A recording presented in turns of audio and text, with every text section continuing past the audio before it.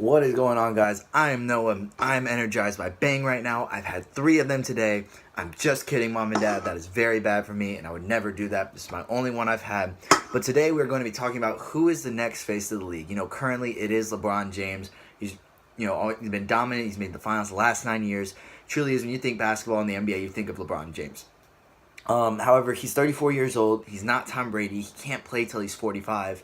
And, Brady might play till he's 65. Who knows? Great offensive line, obviously.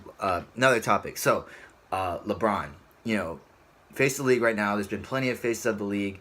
But who's going to be next? We'll kind of go through first who has been the face of the league before. So when the NBA first happened, it wasn't as popular, but Bill Russell and Wilt Chamberlain were the face of that league, predicated on defense, blocking shots, and dunking the basketball because that was cool. It was unique to their sport. It was different. That's what was the wow factor. Drew people to the stands. Incredible stats there. Then came Julius Erving, first guy to really dunk the ball. Well, not really dunk the ball. From the wing position, Elgin Baylor was first. But besides that, I'm going to get off topic a lot because I'm energized by Bang. But Julius Erving, really first one to dunk from the free throw line. Then you had Magic and Bird came in the league at the same time. Winners, played in the college championship, played in NBA championships, plenty of them.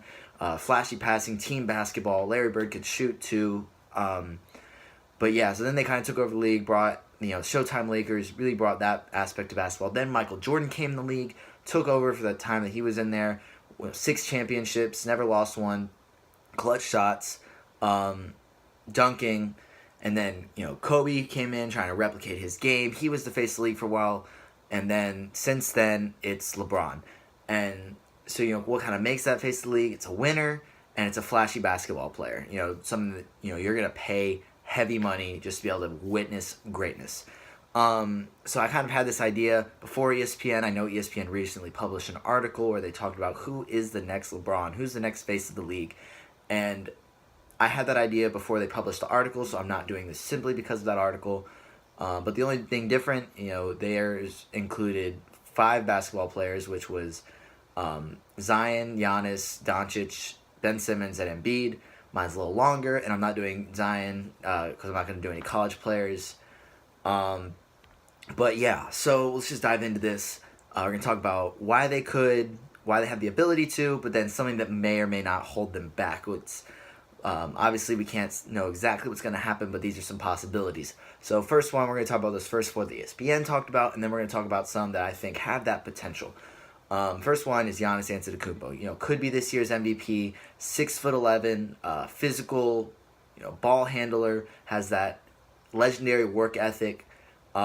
Already probably one of the, if not the most dominant player in the league. However, the thing that's going to definitely set him back is in today's game, he cannot shoot the 3 the way that fans want to see the 3 shot.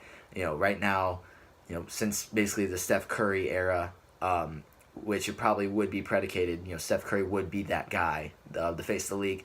Had he not acquired so much talent around him, not that he acquired it, but, obviously he has that talent around him that kind of people will, his stats go down and people are going to be like, oh, well, they're only that good because of 5 All-Stars, which is partially true, but I think if they hadn't acquired KD and DeMarcus Cousins, Steph Curry would be the face of the league. Not because he's better than LeBron, but because that's how basketball has evolved. But yeah, so next guy that we could talk about is Luka Doncic. Incredibly fun to watch as a rookie. He's won in the Euro League, won MVPs over there. But I think what's going to hold him back is, he makes some incredible plays, but his lack of defensive ability and foot speed. Probably what's going to be talked about next year during his sophomore slump. We'll see if that actually happens for him. But, people are very critical when they don't see their really good rookie turn into a superstar in the next LeBron James after 2 years because people don't know how to have patience because that's just the world we live in. But that's a whole other topic, and then I'm just going on a tangent, but that's okay because we're going to so defense and speed will hold him back, but the next guy is Ben Simmons. Only 22 years old. He's a walking triple-double, 6'9" point guard. People said he's the next LeBron. That's what he came in as. However, similar to Giannis, but a lot worse, he cannot shoot the basketball. He attempted his first 3 for the first time because LeBron literally was behind the free throw line playing defense. He's like, no, shoot the ball. I just want to see you shoot it. I want to see if you can do it. And he shot it and missed. So we'll see the next time that Ben Simmons shoots a three-pointer. Could be 3 games, could be 3 years, who knows. But Right now, he can't shoot. Until he can, he won't be the face of the league because that's how the game of basketball is played today. Next guy is his teammate, Joel Embiid. Scores inside, scores outside, plays defense, and that legendary trash talk that really set guys like Larry Bird, Michael Jordan, Kobe Bryant apart.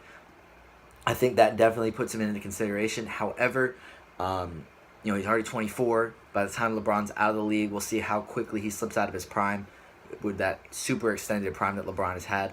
Joel Embiid will be entering his within about 2 to 3 years. And I guess we'll just have to see, is his body going to hold up considering he missed his first two seasons of the league and then his third one only played 30 games.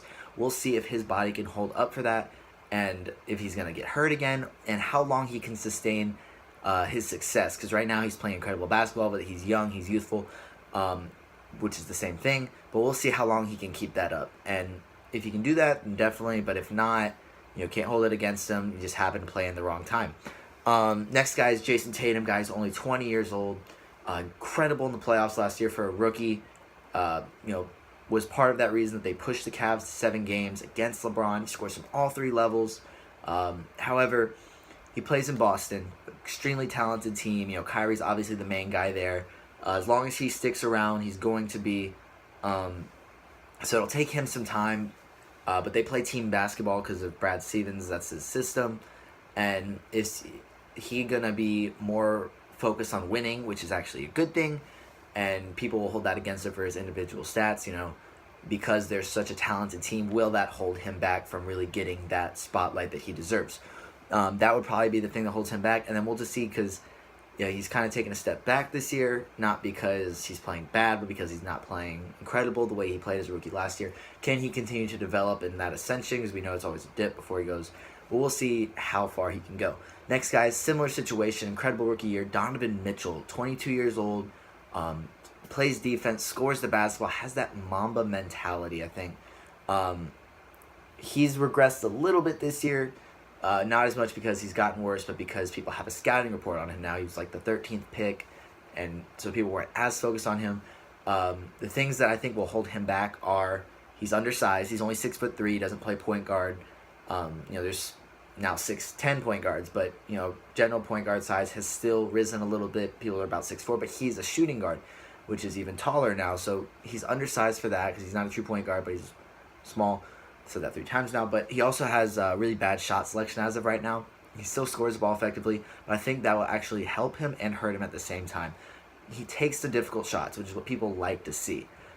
A guy like a Kobe or an MJ that hits those incredible fadeaways over 4 people to win the game. That's exciting, because he won the dunk contest this year, so he can do that. But he's got to make those shots. He does make some, but if he can, really be that guy that hits those incredible shots, that would definitely help him. But I think that could also hold him back.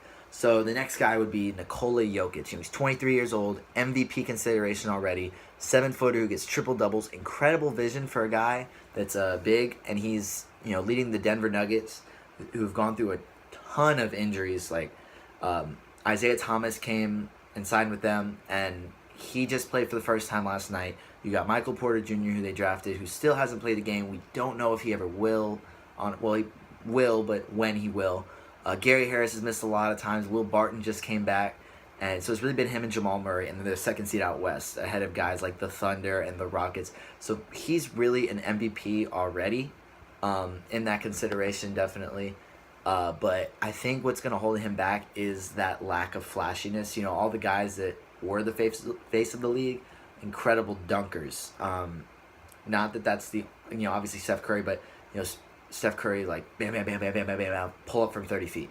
Jokic, that's not his game. He makes some incredible passes, but I think, a casual NBA fan isn't going to be like, wow, that was an incredible pass. I'm going to pay $250 to sit in the nosebleeds. But in LeBron's prime and in Michael Jordan's prime, there were guys that would pay significant amount of money for a nosebleed seat, not necessarily $250. That was a huge exaggeration, but just to be in the building, just to be able to say, hey, I got to see Michael Jordan. And I don't think that a casual fan would pay a significant amount of money to see Jokic. As a guy who's really a fan would, but it would really take that dissection of the game and to really understand the game to really appreciate what he does. So I think that would hold him back. Obviously, already advanced statistics have him as one of the best players in the game and in Denver Nuggets history. So it really, again, the casual NBA fan thing, which I've said multiple times. Next guy I keep pushing is Trae Young. This is definitely wishful thinking being an Atlanta fan. But I think that the flashiness that he brings to the game, his incredible passing, ball handling, if he can shoot it anywhere near, I mean, obviously it's a college game, so it's different. But if he can really shoot the ball away, because people were saying he's going to be the next Steph Curry, which personally I think his game fits better with a Steve Nash with an extended range and more fitting to today's game. But that really predicates he does fit to today's game. He is a shooter. He's a flashy passer. But he's only 6'2", which will hurt him, and then his defensive ability. Probably what hurt Steph Curry. Another thing is his defense. I think he struggles against physical players because he's undersized. Well, I'm talking about Steph Curry did. Like Matthew Dellavedova was able to lock him up in the NBA Finals that 1 year. So it took his game growing. Trae Young is similar. He's undersized, doesn't play not as bad of defense as people expected him to, but he's still not an extremely good defender. So I think that will probably be what could limit him. We'll see, obviously, with all these guys. Next guy would be DeAndre Ayton. Him and Devin Booker said they're going to be Shaq and Kobe 2.0. Huge expectations, but he is a dominant big. He's averaging 16 or 17 a game and 11 rebounds as a rookie. But I think what's going to hold him back is, it's a modern NBA game. Said that a lot so far. Shaq's game, he'd still be dominant, but he wouldn't be the face of the league in today's game.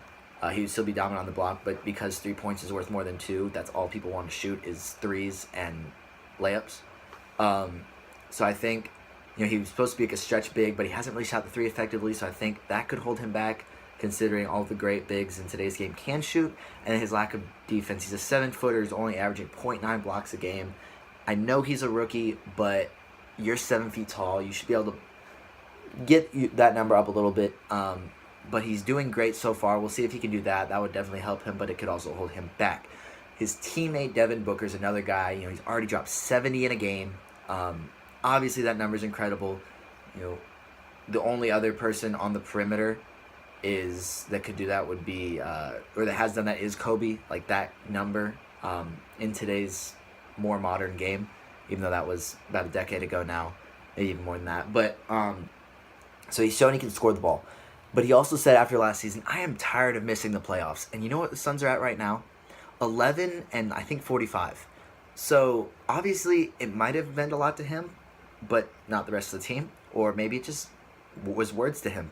I don't know. So we'll have to see if he's able to be effective defensively, because that's kind of holding him back too, as well as he needs to be able to win. He needs to be able to make the playoffs to prove that he is a superstar, because championship players and superstar players are born in the playoffs. And if you can't even make it there, how can you be great?